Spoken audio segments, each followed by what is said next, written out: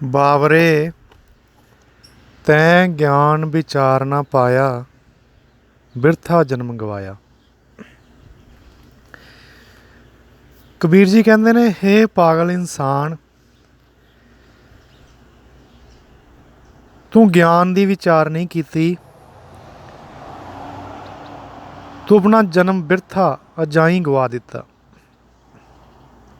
पर कबीर साहब की इस गल नाल असी सहमत नहीं होवांगे।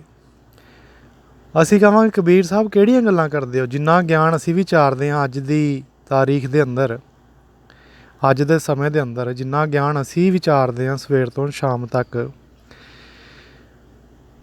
तुहानूं नहीं पता। क्योंकि तुहाडे टाइम च गूगल बाबा नहीं सी, तुहाडे टाइम च यूट्यूब नहीं सी, तुहाडे टाइम च इंटरनेट नहीं सी। अज जिन्ना ज्ञान आपां कह लईए, सो कोल्ड जिन्हों असी ज्ञान मनदे हां, एक आम 18-19 साल के बच्चे नूं पता है। जिन्नी इनफॉर्मेशन उहदे कोल है, जिन्नी नॉलेज उहदे कोल है, उन्नी पुराने समय के अंदर एक बजुर्ग कोल भी नहीं सी हुंदी। क्योंकि ज्ञान के साधन सीमित सन। सो असी कबीर साहब नूं कहांगे, कबीर साहब जी नहीं, सानूं तो ज्ञान बहुत है। सानूं देखो, कोई आम बंदा किसी नाल तुसीं गल करो, या सोशल मीडिया ते असीं वेखदे हां जदों कोई किसी ने पोस्ट पाई है तो थल्ले कमेंट पढ़ो, कोई धार्मिक पोस्ट है तो हर बंदे नूं शब्द याद ने, हर बंदे नूं फिलोसफी पता है, जिंदगी की है, की करना है, की नहीं करना, किवें जीना है, किवें काम करने ने, किवें जिंदगी का प्लैन करना है, प्लैनिंग करनी है। सो कबीर साहब जी नूं असीं कहांगे, कबीर साहब जी नहीं, तुसीं भुलेखे चो, असीं तो ज्ञान की विचार सवेर तो शाम तक करते हैं। पर कबीर जी कहणगे नहीं, जिहनूं तुसीं ज्ञान मनदे हो, ये ज्ञान नहीं। क्योंकि असल ज्ञान वो हुंदा है जो तुहानूं मुक्त करदा है। पर जिस ज्ञान नूं असीं ज्ञान मनदे हां, असीं ज्ञान समझदे हां, वो सानूं मुक्त ते नहीं करदा, वो सानूं बन्नदा है। हर बंदे नूं अपने ज्ञान ते माण है, तो माण ही उहदा बंधन है। माण की है? अहंकार, कि मैनूं दूजे नालों ज़्यादा पता है। तुसीं साइंस नहीं पढ़दे, तुहानूं क्वांटम फिजिक्स बारे नहीं पता, मैनूं पता किवें इहदे जिहड़े लॉ ने वो काम करदे ने।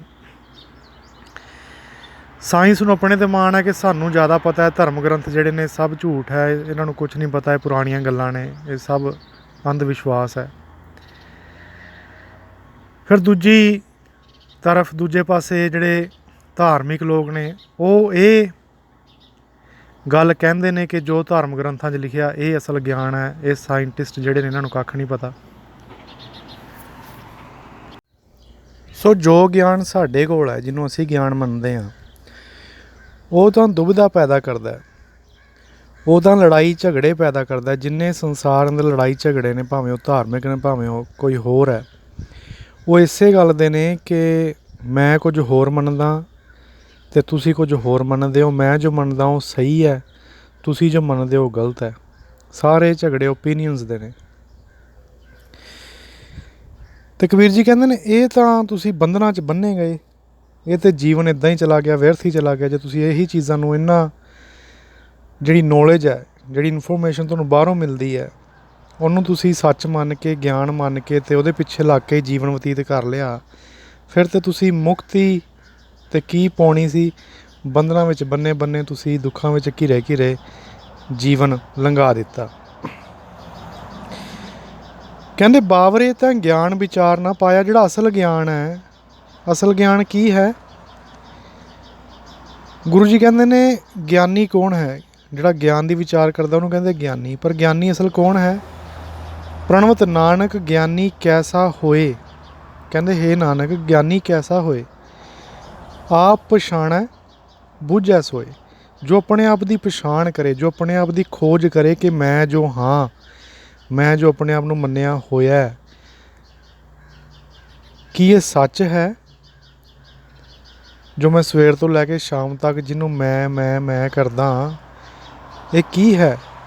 मेरे अंदर वो कौन है जिन्हों मैं कहना? कि ये शरीर है, कि ये मन है?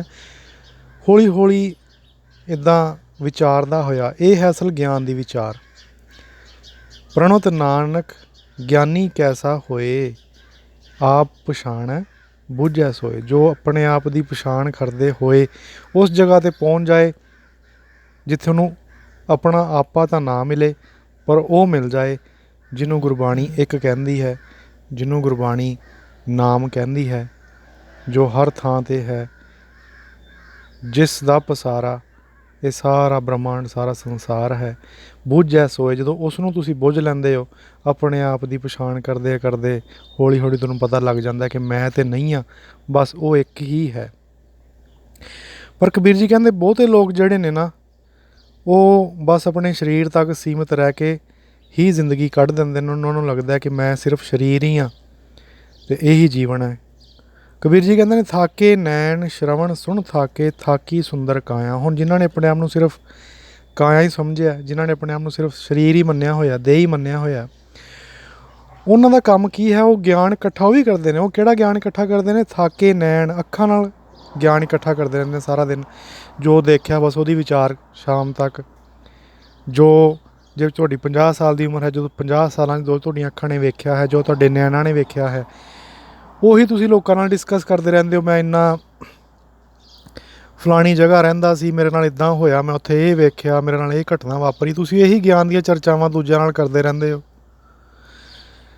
ਸ਼ਰਵਣ ਸੁਣ ਥਾਕੇ, ਫਿਰ ਜੋ ਸੁਣਿਆ ਹੁਣ ਤੱਕ ਤੁਸੀਂ ਮੰਨਿਆ ਦੇਖਿਆ, ਉਹਦੀ ਵਿਚਾਰ ਚਲਦੀ ਰਹਿੰਦੀ ਹੈ। ਥਾਕੀ ਸੁੰਦਰ ਕਾਇਆ, ਕਬੀਰ ਜੀ ਕਹਿੰਦੇ ਨੇ ਇੰਨੇ ਸਾਲ ਹੋ ਗਏ ਤੈਨੂੰ ਇਹ ਕੰਮ ਕਰਦਿਆਂ ਨੂੰ, ਤੂੰ ਅੱਖਾਂ ਤੱਕ ਹੀ ਸੀਮਿਤ ਹੈ, ਅੱਖਾਂ ਨਾਲ ਹੀ ਜੁੜੀਆਂ ਗੱਲਾਂ ਕਰੀ ਜਾਂਦਾ, ਕੰਨਾਂ ਨਾਲ ਹੀ ਜੁੜੀਆਂ ਗੱਲਾਂ ਕਰੀ ਜਾਂਦਾ। ਜੋ ਸੁਣਿਆ ਤੂੰ ਇਹ ਪੜਚੋਲ ਕਰਦਾ ਹੀ ਨਹੀਂ ਕਿ ਜੋ ਮੈਂ ਸੁਣਿਆ ਉਹ ਸੱਚ ਵੀ ਹੈ ਕਿ ਨਹੀਂ, ਬਸ ਜੋ ਸੁਣ ਲਿਆ ਉਹ ਗੱਲ ਅੱਗੇ ਕਰਤੀ। ਕਬੀਰ ਜੀ ਕਹਿੰਦੇ ਨੇ ਥੱਕ ਨਹੀਂ ਗਿਆ ਤੂੰ ਹੁਣ ਤੱਕ, ਥਾਕੀ ਸੁੰਦਰ ਕਾਇਆ, ਇੰਨੇ ਸਾਲ ਹੋ ਗਏ ਤੈਨੂੰ ਇਹੀ ਕੰਮਾਂ 'ਚ ਪਿਆ, ਇਹੀ ਕਰਦੇ ਆ। ਥੱਕ ਜਾਣਾ ਚਾਹੀਦਾ ਸੀ। ਥੱਕਿਆ ਤੂੰ ਹੋਇਆ ਪਰ ਤੂੰ ਮੰਨਦਾ ਨਹੀਂ। ਥੱਕ ਤੇ ਤੂੰ ਗਿਆ, ਤੈਨੂੰ ਵੀ ਪਤਾ ਕਿ ਮਿਲਿਆ ਕੱਖ ਵੀ ਨਹੀਂ। ਅੱਖਾਂ ਨੇ ਜਿੰਨੇ ਰੂਪ ਤੱਕੇ, ਜਿੰਨਾ ਸੰਸਾਰ ਵੇਖਿਆ, ਮਿਲਿਆ ਕੁਝ ਵੀ ਨਹੀਂ। ਕੰਨਾਂ ਨੇ ਇੰਨਾ ਕੁਝ ਸੁਣਿਆ, ਮਿਲਿਆ ਕੁਝ ਵੀ ਨਹੀਂ।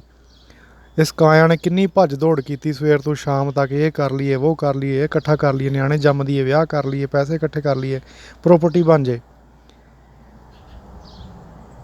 ਪਰ ਮਿਲਿਆ ਕੀ? ਕੁਝ ਵੀ ਨਹੀਂ। ਕਬੀਰ ਸਾਹਿਬ ਜੀ ਕਹਿੰਦੇ ਥੱਕ ਚੁੱਕਿਆ ਸਭ ਕੁਝ ਕਰ ਕਰਕੇ, ਪਰ ਫਿਰ ਵੀ ਤੂੰ, ਤੇਰੀ ਜਿਹੜੀ ਕਾਇਆ ਹੈ ਉਹ ਵੀ ਥੱਕ ਚੁੱਕੀ ਹੈ। ਪਰ ਜਰਾ ਹਾਕ ਦੀ ਸਭ ਮਤ ਥਾਕੀ, ਏਕ ਨਾ ਥਾਕਸ ਮਾਇਆ। ਕਹਿੰਦੇ ਸਭ ਕੁਝ ਥੱਕ ਚੁੱਕਾ ਤੇਰਾ, ਪਰ ਇੱਕ ਮਾਇਆ ਜਿਹੜੀ ਉਹ ਨਹੀਂ ਥੱਕਦੀ। ਮਾਇਆ ਦਾ ਅਰਥ ਕੀ ਹੈ? ਮਾਇਆ ਦਾ ਅਰਥ ਹੈ ਜੋ ਮਨ, ਸਾਡਾ ਮਨ ਹੀ ਮਾਇਆ ਹੈ। ਅਤੇ ਮਨ ਕਿਵੇਂ ਬਣਦਾ? ਜੋ ਵੀ ਅਸੀਂ ਗਿਆਨ ਇਕੱਠਾ ਕਰਦੇ ਹਾਂ ਇਹਨਾਂ ਇੰਦਰੀਆਂ ਦੇ ਦੁਆਰਾ, ਜਿਹੜੀ ਗੱਲ ਕੀਤੀ ਨਾ ਕਬੀਰ ਸਾਹਿਬ ਨੇ ਕਿ ਅੱਖਾਂ ਰਾਹੀਂ, ਕੰਨਾਂ ਰਾਹੀਂ, ਸਰੀਰ ਰਾਹੀਂ, ਜੋ ਬਾਕੀ ਇੰਦਰੀਆਂ ਨੇ ਸਾਡੀਆਂ, ਜੋ ਵੀ ਅਸੀਂ ਇਕੱਠਾ ਕਰਦੇ ਹਾਂ, ਜੋ ਵੀ ਬਾਹਰੋਂ ਸਾਡੇ ਅੰਦਰ ਜਾਂਦਾ, ਉਹਨੂੰ ਮਨ ਕਿਹਾ ਗਿਆ, ਉਹਨੂੰ ਮਾਇਆ ਕਿਹਾ ਗਿਆ। ਉਹਦੀ ਕੋਈ ਹੋਂਦ ਨਹੀਂ, ਉਹ ਸਿਰਫ ਇੱਕ ਕਾਲਪਨਿਕ ਵਿਚਾਰ ਨੇ, ਕਲਪਨਾਵਾਂ ਨੇ। ਸੋ ਭਗਤ ਕਬੀਰ ਜੀ ਕਹਿੰਦੇ ਨੇ ਜ਼ਰਾ ਹਾਕ ਦੀ, ਹੁਣ ਤੂੰ ਬੁੱਢਾ ਹੋ ਚੱਲਿਆ। ਹੁਣ ਇੱਥੇ ਕਬੀਰ ਸਾਹਿਬ ਜੀ ਸਿਰਫ ਬੁੱਢੇ ਬੰਦੇ ਨੂੰ ਕਿਉਂ ਸੰਬੋਧਿਤ ਕਰਦੇ ਪਏ ਨੇ? ਕਿਉਂਕਿ ਕਬੀਰ ਸਾਹਿਬ ਜੀ ਦੇ ਵੇਲੇ ਹਿੰਦੂ ਮਤ ਸੀ, ਅਤੇ ਹਿੰਦੂ ਮਤ 'ਚ ਮੰਨਿਆ ਜਾਂਦਾ ਹੈ ਕਿ ਤੁਹਾਡੇ ਆਸ਼ਰਮ ਨੇ 4, ਪਹਿਲੇ 25 ਸਾਲ ਤੁਸੀਂ ਗ੍ਰਸਥੀ, ਫਿਰ 25 ਸਾਲ ਉਸ ਤੋਂ ਬਾਅਦ ਤੁਸੀਂ ਜਿਹੜੇ ਸੰਸਾਰ 'ਚ ਆਪਣੇ ਬੱਚੇ ਨੇ ਉਹਨਾਂ ਦਾ ਕਾਰ ਵਿਹਾਰ ਸੈਟਅਪ ਕਰਕੇ, ਉਹਨਾਂ ਦਾ ਜਿਹੜਾ ਗ੍ਰਸਥੀ ਉਹ ਸੈਟਅਪ ਕਰਕੇ, ਉਸ ਤੋਂ ਬਾਅਦ ਇਸ ਤਰੀਕੇ ਨਾਲ 4 ਆਸ਼ਰਮ ਨੇ। ਅਤੇ ਸਭ ਤੋਂ ਆਖਰੀ ਆਸ਼ਰਮ ਜਿਹੜਾ ਹੈ ਉਹ ਹੈ 75 ਸਾਲ ਤੋਂ ਬਾਅਦ ਤੁਸੀਂ ਫਿਰ ਸੰਨਿਆਸ ਲੈ ਲੈਣਾ, ਦੁਨੀਆ ਵੱਲੋਂ ਤੁਸੀਂ ਮੁੱਖ ਮੋੜ ਕੇ ਅਤੇ ਪਰਮਾਤਮਾ ਦੀ ਖੋਜ ਵਿੱਚ ਲੱਗਣਾ ਹੈ। ਇਸ ਕਰਕੇ ਕਬੀਰ ਸਾਹਿਬ ਜੀ ਆਖਦੇ ਨੇ, ਕਹਿੰਦੇ ਹੁਣ ਤਾਂ ਤੇਰੀ ਉਮਰ ਹੋ ਗਈ ਏ, ਹੁਣ ਤਾਂ ਇੱਧਰ ਨੂੰ ਆ ਜਾ, ਪਰ ਹੁਣ ਵੀ ਤੂੰ ਕਾਇਆਂ ਦੇ ਕੰਮਾਂ 'ਚ ਹੀ ਲੱਗਾ, ਕਾਇਆਂ ਦੇ ਚੋਚਲੇ ਕਰੀ ਜਾਂਦਾ। ਹੁਣ ਕਬੀਰ ਜੀ ਕਹਿੰਦੇ ਨੇ ਜਰਾ ਹਾਕ ਦੀ ਸਭ ਮਤ ਥਾਕੀ, ਜੋ ਵੀ ਤੂੰ ਮੰਨਿਆ ਸੀ, ਜੋ ਵੀ ਤੂੰ ਸੁਣਿਆ ਸੀ, ਜੋ ਵੀ ਤੂੰ ਇਕੱਠਾ ਕੀਤਾ ਸੀ, ਜਿਹੜੀ ਮੱਤ ਸੀ ਤੇਰੀ, ਤੈਨੂੰ ਹੁਣ ਪਤਾ ਲੱਗ ਜਾਣਾ ਚਾਹੀਦਾ ਕਿ ਉਹ ਸਭ ਕੁਝ ਇੱਦਾਂ ਹੀ ਹੈ, ਜਾਈ ਹੈ। ਕਿਉਂਕਿ ਜੇ ਉਹ ਸਹੀ ਹੁੰਦਾ, ਜੋ ਤੂੰ ਮੰਨਿਆ ਹੋਇਆ, ਜੋ ਅਸਲ ਗਿਆਨ ਹੁੰਦਾ, ਅਤੇ ਤੂੰ ਹੁਣ ਨੂੰ ਮੁਕਤੀ ਪਾ ਲੈਣੀ ਸੀ, ਹੁਣ ਨੂੰ ਤੂੰ ਆਨੰਦ ਦੀ ਪ੍ਰਾਪਤੀ ਕਰ ਲੈਣੀ ਸੀ। ਕਹਿੰਦੇ ਏਕ ਨਾ ਥਾਕਸ ਮਾਇਆ, ਪਰ ਇਹ ਜਿਹੜਾ ਮਨ ਹੈ, ਜਿਹੜੀ ਮਾਇਆ ਹੈ, ਇਹ ਨਹੀਂ ਥੱਕਦਾ। ਹੁਣ ਵੀ ਤੇਰੀ ਉਮਰ ਤਾਂ ਹੋ ਗਈ ਹੈ, ਪਰ ਤੂੰ ਫਿਲਹਾਲ ਵੀ ਤੇਰੇ ਕੰਮ ਜਿਹੜੇ ਨੇ ਉਹ ਇਹੀ ਨੇ ਕਿ ਸੰਸਾਰ 'ਚ ਕੁਝ ਕਰ ਜਾਈਏ, ਮੇਰੇ ਪੋਤਰੇ, ਮੇਰੇ ਪੜਪੋਤਰੇ ਉਹ ਕੁਝ ਕਰਦੇ ਨੇ, ਉਹਨਾਂ ਦੇ ਵਿਆਹ ਦੇਖ ਜਾਵਾਂ, ਉਹਨਾਂ ਦੇ ਬਿਜ਼ਨਸ ਸੈਟਅਪ ਕਰ ਦੇਵਾਂ। ਬਸ ਇਹੀ ਕੰਮਾਂ 'ਚ ਸੰਸਾਰ ਨਾਲ ਹੀ ਲੱਗਿਆ ਤੂੰ ਜੀਵਨ ਕੱਢੀ ਜਾਂਦਾ।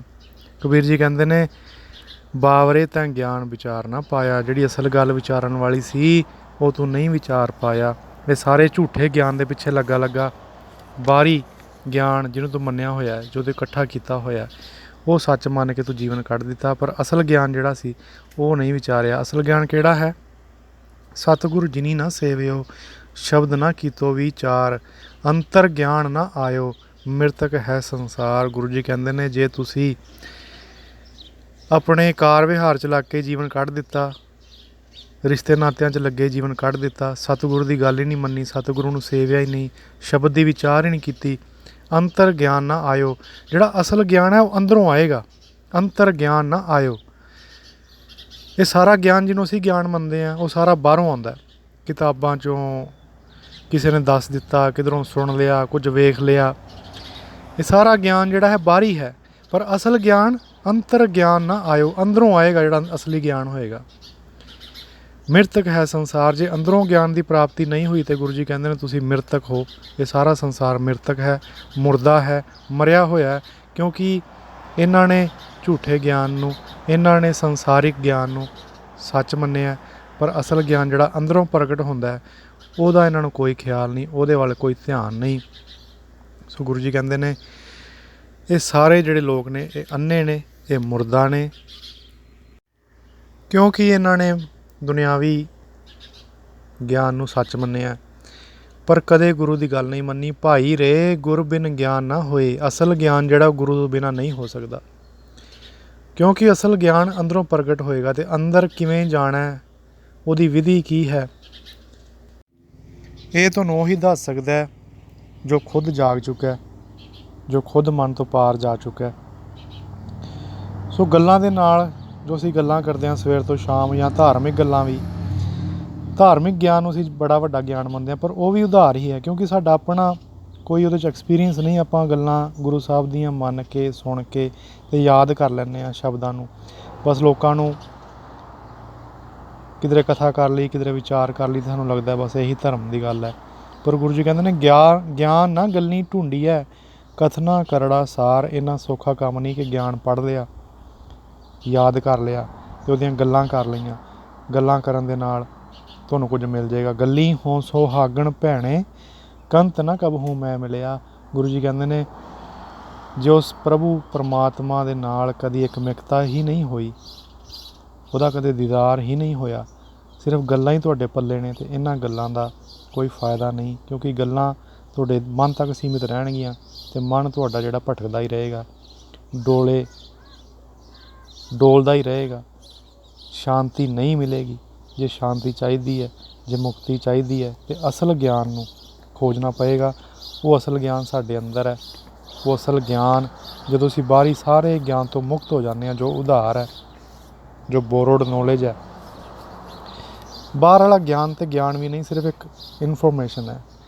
ਗਿਆਨ ਤੇ ਅਸਲ ਇੱਕ ਹੀ ਗਿਆਨ ਹੈ, ਆਪਣੇ ਆਪ ਨੂੰ ਜਾਣ ਲੈਣਾ। ਅਤੇ ਜਦੋਂ ਅਸੀਂ ਆਪਣੇ ਆਪ ਨੂੰ ਜਾਣ ਲੈਂਦੇ ਹਾਂ, ਫਿਰ ਤੁਹਾਨੂੰ ਬਾਹਰੀ ਕਿਸੇ ਗਿਆਨ ਦੀ ਲੋੜ ਨਹੀਂ ਰਹਿੰਦੀ। ਫਿਰ ਜੋ ਅਸਲ ਗਿਆਨ ਅੰਦਰੋਂ ਤੁਹਾਡੇ ਪ੍ਰਗਟ ਹੁੰਦਾ ਹੈ, ਉਹੀ ਤੁਹਾਡਾ ਮਾਰਗਦਰਸ਼ਨ ਕਰਦਾ ਜ਼ਿੰਦਗੀ 'ਚ ਕਿਵੇਂ ਜਿਉਣਾ, ਕੀ ਕਰਨਾ, ਕੀ ਨਹੀਂ ਕਰਨਾ। ਉਸ ਤੋਂ ਪਹਿਲਾਂ ਅਸੀਂ ਸਭ ਕੁਝ ਜਾਣਦੇ ਹੋਏ ਵੀ ਅਣਜਾਣ ਹਾਂ, ਸਭ ਕੁਝ ਇਕੱਠਾ ਕੀਤਾ ਹੋਇਆ ਵੀ ਸਾਡਾ ਵਿਅਰਥ ਹੈ, ਕਿਉਂਕਿ ਉਹਦੇ ਵਿੱਚ ਕੋਈ ਸ਼ਾਂਤੀ ਨਹੀਂ, ਉਹਦੇ ਵਿੱਚ ਕੋਈ ਮੁਕਤੀ ਨਹੀਂ।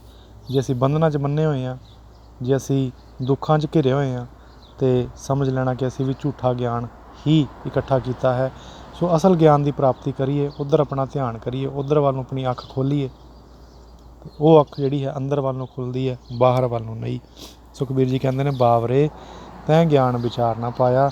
ਸੋ ਅਸੀਂ ਵੀ ਬਾਵਰੇ ਨਾ ਰਹਿ ਜਾਈਏ, ਪਾਗਲ ਨਾ ਰਹਿ ਜਾਈਏ ਬਣਦੇ ਹੋਏ, ਗਿਆਨੀ ਬਣੀਏ, ਆਪਣੇ ਆਪ ਨੂੰ ਜਾਣੀਏ।